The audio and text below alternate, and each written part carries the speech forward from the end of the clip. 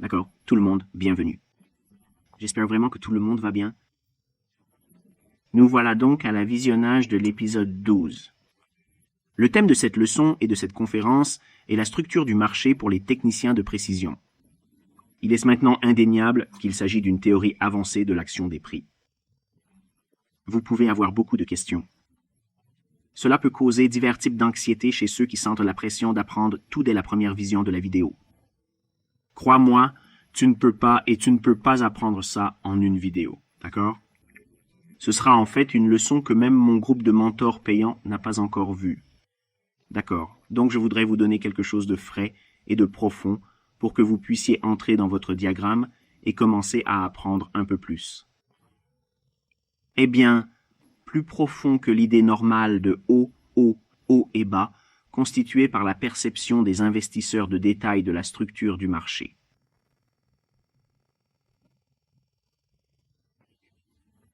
D'accord, voici le contrat de mars du Nasdaq pour 2022. J'ai déjà entendu certains d'entre vous siffler et gémir déjà, les traders forex de mon groupe. Quand allez-vous parler de vos dollars? Alors, permettez-moi de vous rappeler que j'enseigne principalement le forex, ça vous va? Il s'applique aux actions, mais aussi aux obligations. C'est à vous de choisir la classe d'actifs que vous préférez utiliser, n'est-ce pas? Voici pourquoi j'enseigne Price. C'est une classe d'actifs qui a une grande volatilité, c'est pourquoi je l'emploie comme moyen, d'accord?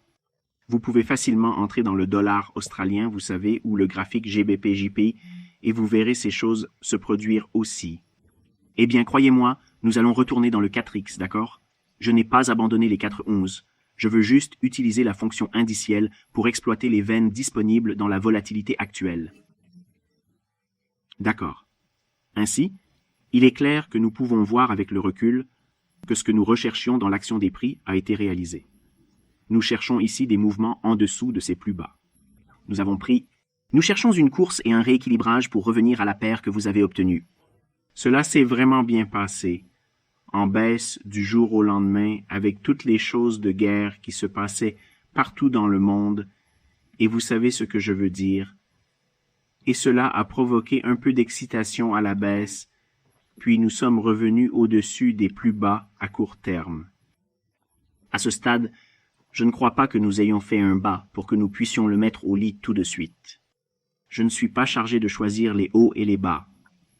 Si vous pensez le faire, sachez que j'ai appris à mon équipe de rémunération à ne pas s'y aventurer, et je ne vais pas activement essayer de le faire.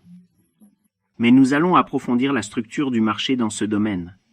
Maintenant, avant de le faire, je veux que vous compreniez cette partie. C'est la partie qui semble ennuyeuse.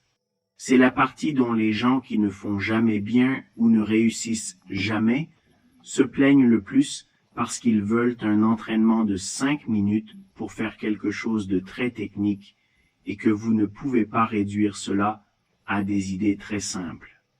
Comprenez que cela prend un peu de recherche, de réflexion et de préparation et vous commencerez à comprendre ces concepts. Mais je vous le promets, cette vidéo vous donnera un éclair d'Eureka et vous commencerez à voir ce qui a toujours été présent dans le diagramme, mais que vous ne vous êtes pas rendu compte. Cela vous renverra également à d'anciens mouvements pour prouver leur réalité tangible. Vous pouvez utiliser cela pour valider ou invalider un mouvement de prix. Je reçois beaucoup de questions à travers les vues commerciales que les gens postent. Et vous savez, pouvez-vous répondre à cette question pour moi? Pouvez-vous m'aider à répondre? Je ne considère pas ça comme une affaire parce que je n'ai pas beaucoup de temps. Mais j'ai utilisé ces questions dans mes conférences, non seulement dans ce mentor, mais aussi dans mon groupe privé. Donc la question que j'ai souvent est, comment puis-je savoir si je vais vendre au-dessus des anciens sommets? Comment puis-je savoir que ça ne va pas continuer à monter? Eh bien, c'est la structure sous-jacente du marché et la confiance dans les facteurs que je vais vous enseigner ce soir.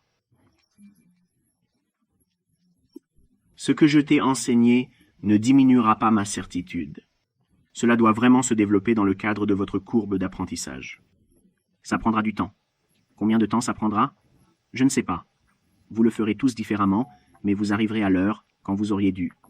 Tu auras tout quand le temps viendra, d'accord? C'est une question de combien de temps et d'énergie vous consacrez à l'étude. Grâce à ces chandeliers, vous pouvez les laisser dire ce que vous voulez.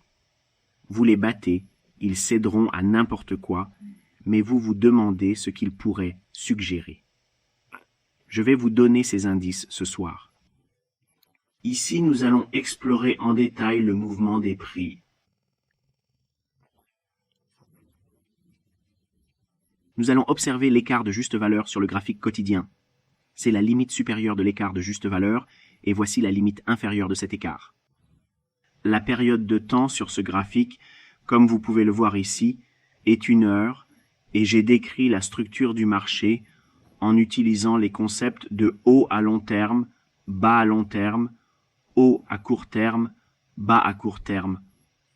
Il y a un haut à moyen terme et un bas à moyen terme entre ces deux points de volatilité. Lorsque nous regardons les prix, nous ne cherchons pas simplement plus haut et plus bas, il s'agit donc d'un marché haussier ou d'une tendance à la hausse. Ce n'est pas ce que je regarde. Je regarde s'il y a une raison pour que le marché augmente en raison de la liquidité du côté de l'achat ou d'un stop d'achat. Ou pourrait-il augmenter pour rééquilibrer un déséquilibre semblable à un écart de juste valeur?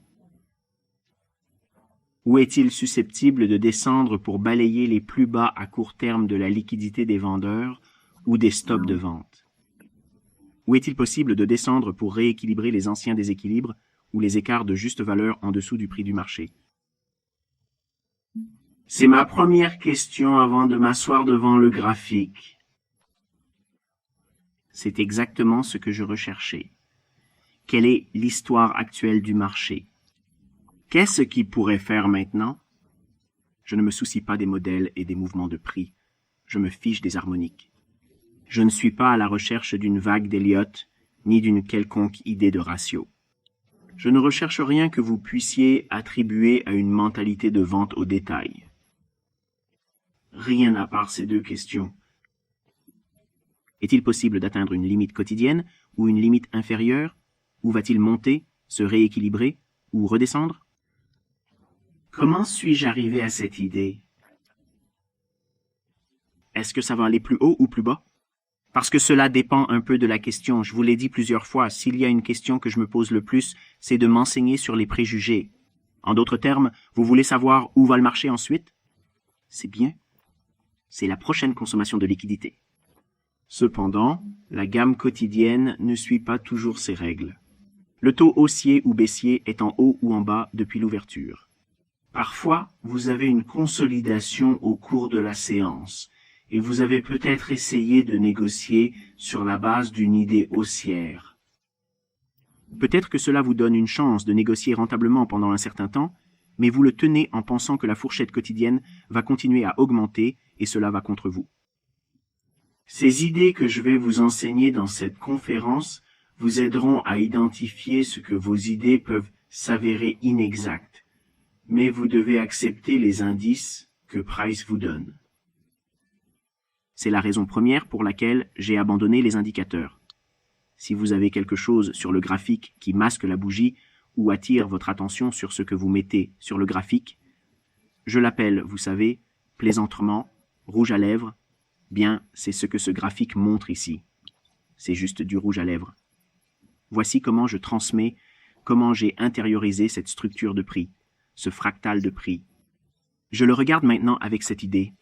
J'ai fini de le lire dans un instant. Je suis arrivé à cette conclusion. Je regarde les hauts, je regarde la relation entre chaque haut et chaque bas. Je suis arrivé à une conclusion en étudiant un swing à la fois. Je pense que cela pourrait baisser à cause du graphique quotidien précédent que j'ai décrit pour mieux comprendre. J'enseigne quelque chose que j'ai déjà démontré. Donc, je ne reviendrai pas dans cette zone parce que, si vous n'avez pas vu la vidéo auparavant, disons que vous venez de découvrir cette chaîne YouTube et que vous regardez ceci. Cela ressemble à la personne typique sur YouTube qui dit que quelque chose s'est passé. Vous savez, que je peux m'asseoir et regarder et avoir l'air intelligent parce que cela s'est déjà passé et que je n'ai aucun risque réel de faire une erreur. Je vous avais dit que ça tomberait d'ici, et ça tombera. Maintenant, je vais vous guider à travers le mouvement des prix et donner un aperçu de ce que je cherchais, ce que je cherchais à ce moment-là et ma confiance dans le fait que les prix vont baisser. Nous savons que le prix se trouve en haut de l'écart de juste valeur. Ce niveau est un graphique quotidien. C'est ce niveau ici, d'accord? Il est si bas sur cette bougie. L'extrémité supérieure de l'écart de juste valeur est la chute de cette bougie jusqu'au sommet sur le graphique horaire. C'est l'orientation inférieure. Par conséquent, lorsque le marché se négocie jusqu'à et légèrement au-dessus du sommet de l'écart de juste valeur, le niveau rouge ici, il revient au sommet de la bougie dès qu'il commence à tomber en dessous et à descendre. Nous tradons dans cette plage. Nous sommes dans la plage. Comme je m'attends à ce que le graphique quotidien soit le graphique mère de cette structure de prix, tous les petits mouvements de temps inférieurs seront subordonnés à celui-ci. Qu'est-ce que ça veut dire? C'est maintenant un sommet à long terme. Je ne m'attends pas à ce que ce sommet soit brisé vers la hausse. Faut-il percer vers le haut? Cela signifie que mon analyse quotidienne prévoit que ce niveau maintiendra les prix et deviendra un facteur dans le repris algorithmique et plus tard plus bas. S'il dépasse ce chiffre, alors mon analyse peut être erronée et donc je demande plus d'informations en étudiant davantage d'actions des prix ou, si j'ai un commerce, cela signifie que je dois admettre que j'ai tort et que les stops qui peuvent se produire sont simplement moi qui gère le risque. Ce n'est pas parce que vous avez perdu un trade que votre modèle est défectueux. Cela ne signifie pas que vous êtes un trader perdant. Cela signifie simplement que la transaction n'est pas rentable, c'est simplement le coût de faire des affaires. Mais tant que le prix reste en dessous de ce sommet, mon idée est que c'est un sommet à long terme.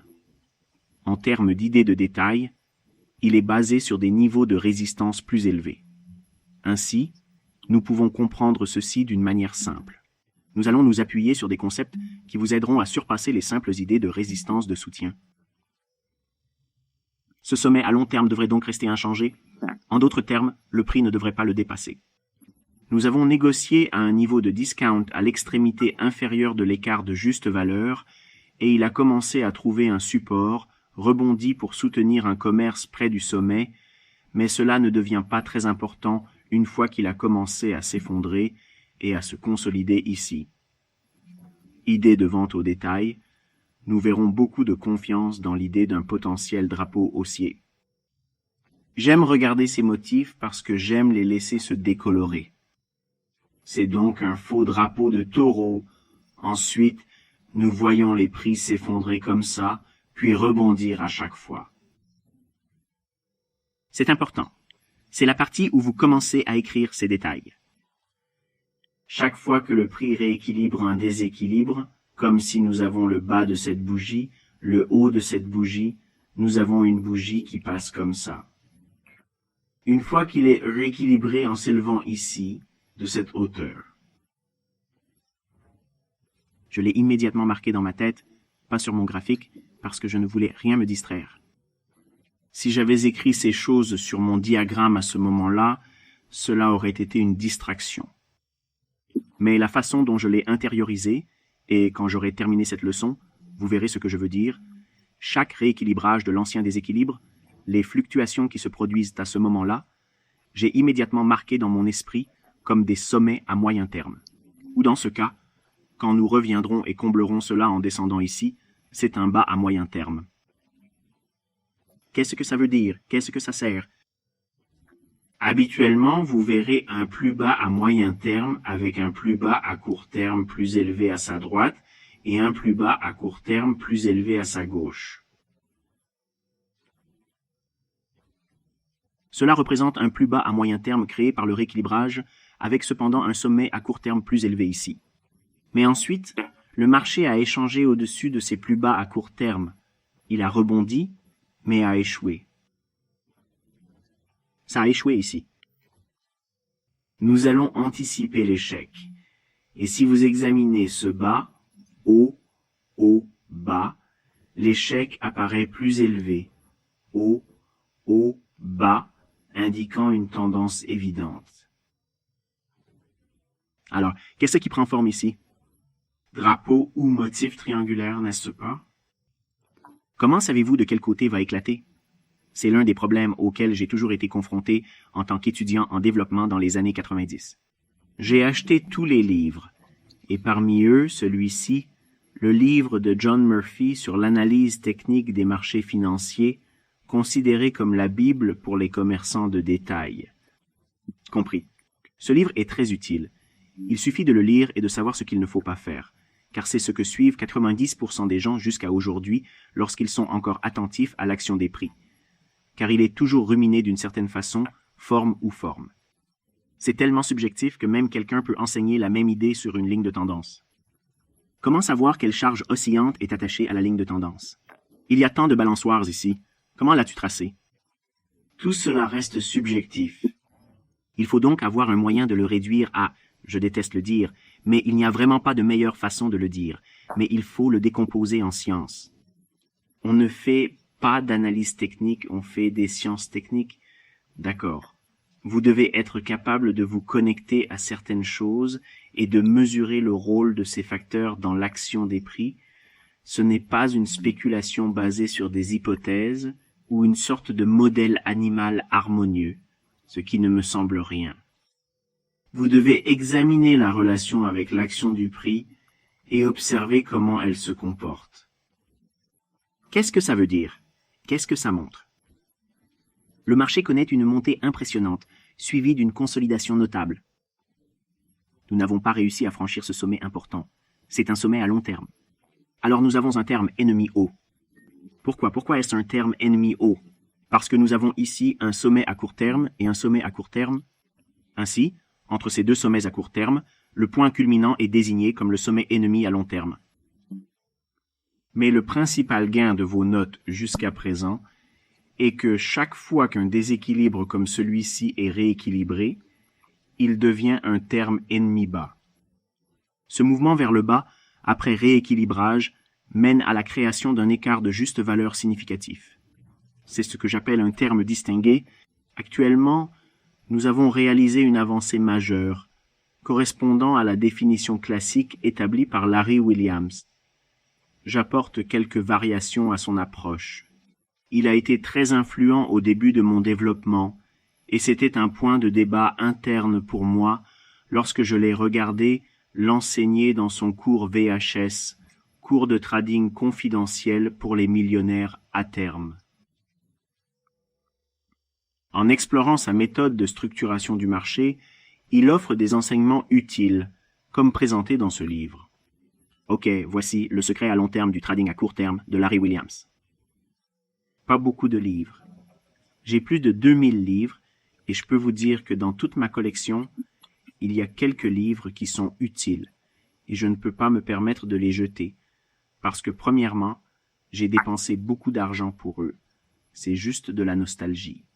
Vous savez, je courais après tout dans le livre, toujours la même chose, et ça ne marche jamais vraiment. L'idée qu'il enseignait dans ce livre, qu'il enseignait dans ses premiers écrits, sur la structure du marché, comment intérioriser la structure des prix, comment regarder les prix, pas seulement à partir de plus haut, plus bas, parce que c'est trop iopique, d'accord. C'est une quête, surtout dans la génération d'aujourd'hui. Il s'agit d'une quête de simplicité pour le plaisir intrinsèque de celle-ci, plutôt que de résoudre cœur du problème ou découvrir la vérité fondamentale. C'est pourquoi j'ai été un obstacle pour beaucoup de jeunes parmi vous, car vous cherchez une gratification immédiate et instantanée. Lorsque vous êtes surpris de découvrir que vous allez passer beaucoup plus de temps que vous ne le pensiez initialement à apprendre comment faire très bien, vous voulez que le temps humble que vous avez investi soit immédiatement récompensé. Mais pour un point de vue supplémentaire sur la façon dont je construis cette compréhension et l'action des prix, cela vient à l'origine de ces idées sur la structure du marché. Mais si vous étudiez ce que je vais vous montrer dans cette conférence vidéo, mon groupe de rémunération n'a jamais vu cela auparavant et vous le voyez pour la première fois. D'accord. Donc, quand vous entendez les gens parler d'architecture, ils cherchent un plus haut, suivi par des plus bas successifs, puis vous avez un plus haut échoué, puis il brise le plus bas de volatilité avant le plus haut échoué, et il pense que c'est un changement de tendance. Pas tout le temps. Beaucoup de fois, c'est une bonne opportunité d'achat pour moi, parce que, en fait, c'est juste revenir à une grande remise, et je vais acheter ceci et continuer à monter. Donc, si vous ne comprenez pas les délais plus élevés, c'est un peu délicat. Voilà ces niveaux rouges. Voilà les délais plus élevés. Les niveaux de fluctuation des prix père et fils. D'accord? Par conséquent, la relation d'affiliation, suivie par les fluctuations de prix de plus petits délais à partir de délais supérieurs, est directement liée au flux d'ordre sur les graphiques de délais supérieurs. Alors maintenant, de lequel je parle? Le graphique quotidien montre une grande partie du volume entrant sur ce marché financier. Il n'y a pas beaucoup de volume sur le graphique d'une minute. Il s'agit de ne pas altérer ou réduire l'importance, mais plutôt une représentation minute par minute dans le contexte adéquat et dynamique du marché actuel. Donc, vous pouvez utiliser un graphique d'une minute pour naviguer parce que, en tant que petit trader de détail, c'est ce que nous sommes tous, mais nous n'utilisons pas la logique de détail pour le trading. Il y a une distinction entre nos tentatives de gestion des prix et les capacités acquises collectivement par les érudits des livres et de telles sources d'informations. Maintenant, cela peut sembler paradoxal puisque je désigne un livre à l'écran avec mon doigt.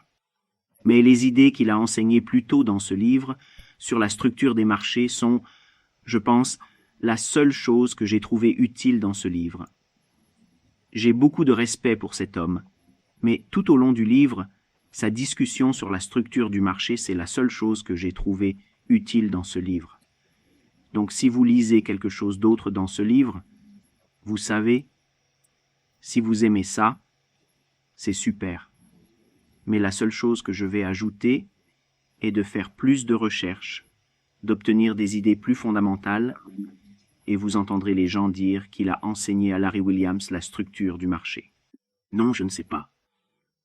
L'idée de mon apprentissage précoce est inspirée par l'interprétation de cet homme sur la structure complexe du marché. Mais je voudrais maintenant vous emmener dans le diagramme et vous montrer ce qu'il n'a pas enseigné dans ce livre, ce qu'il n'a enseigné dans aucun de ses ouvrages. C'est un peu plus près du cœur du problème, et vous le trouverez. C'est vraiment intéressant. Ainsi, si nous avons un déséquilibre rééquilibré et que nous avons un haut à moyen terme, ne devrait-il pas y avoir un haut à court terme inférieur à la droite du haut à moyen terme et un haut à court terme inférieur à la gauche? Oui, c'est ce que M. Williams dit dans son livre. Aussi, j'ai découvert dans mes propres recherches que personne ne m'a appris cela. Eh bien, j'ai été le pionnier de cette idée. J'ai vu de nombreuses personnes sur Instagram affirmer qu'elles ont introduit l'idée selon laquelle les sommets à moyen terme ne dépassent pas les sommets à court terme situés à leur gauche ou à leur droite au cours des 2 dernières années de trading. En d'autres termes, il est en baisse. C'est un scénario idéal où ce sommet devrait dépasser les 2 sommets à court terme, mais ce n'est malheureusement pas le cas. Alors qu'est-ce qu'il fait? Il ne fait que rééquilibrer cela. Dans quelle direction pourrait-il aller? Eh bien, si vous considérez le modèle de fanion ou de triangle, cela indique que dès que cette bougie commence à monter ainsi, cette bougie-ci et celle-là, pourquoi pas inclure cette autre bougie également? Cette bougie n'est que si bas ici. Cette bougie n'est pas proche, mais cela déclenche les 2 dernières bougies proches avant de se déplacer vers le bas. C'est crucial, car nous allons examiner cette zone ombragée et comment utiliser des idées extrêmement précises dans ce bloc séquentiel. Je m'attendais à ce que ces bougies forment un bloc d'ordre, et tout le monde enseigne l'idée de la dernière bougie proche avant la chute. Ce n'est pas mon ordre. Ce n'est pas mon ordre. Vous devez arrêter de l'enseigner car c'est inexact. Appelez-le autre chose, mais ne l'appelez pas l'ordre. bloquer le mouvement. Ces deux bougies vertes qui montent, je les regarde se former avec anticipation, parce que ce déséquilibre a été rééquilibré ici. Ce haut de swing est un haut à moyen terme. Non, je ne m'attendais pas à ce que ça soit aussi haut. Donc j'ai prédit et m'attendre à ce que les fluctuations de prix ici échouent. Chaque fois que la bougie verte se forme. Je pense que c'est un bloc d'ordre baissier. Par conséquent, à partir du bas de la bougie, je cherche le temps sur les graphiques de délai inférieur. Inférieur à quoi? C'est un graphique d'une heure, alors quel est le calendrier ci-dessous? Je suis tombé à 15 minutes. Maintenant, avant d'aller plus loin, il suffit de connaître la plage entre ce plus haut à long terme et ce plus bas à long terme, qui sera utilisé à des fins de ciblage, et je reviendrai à ce sujet plus tard. Mais d'un point de vue horaire, ces bougies de proximité sont la gamme de mon bloc de commande horaire.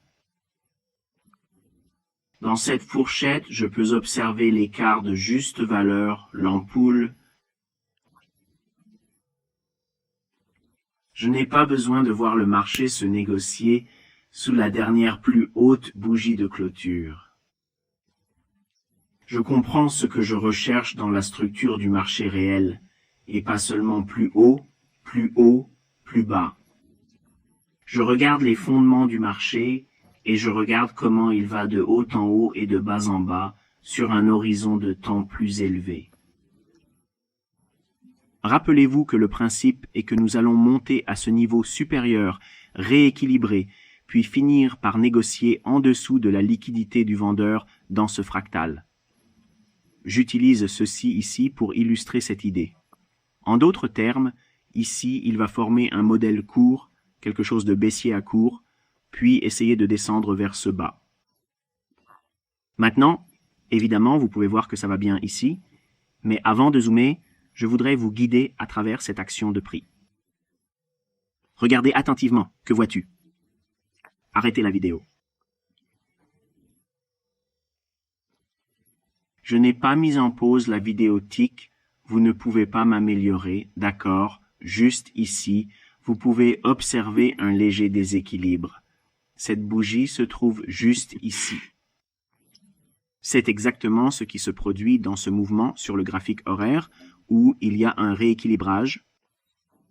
Ici, nous avons une version plus petite du fractal. C'est quelque chose qui se répète sur des horizons de temps plus courts ou plus longs. Sa formation est similaire. Ce ne sera pas exactement le même, mais il est étroitement lié à l'idée générale. Ne vous inquiétez pas si elle revient au point élevé de cette bougie, je zoomerai dans une minute. C'est votre porte d'entrée.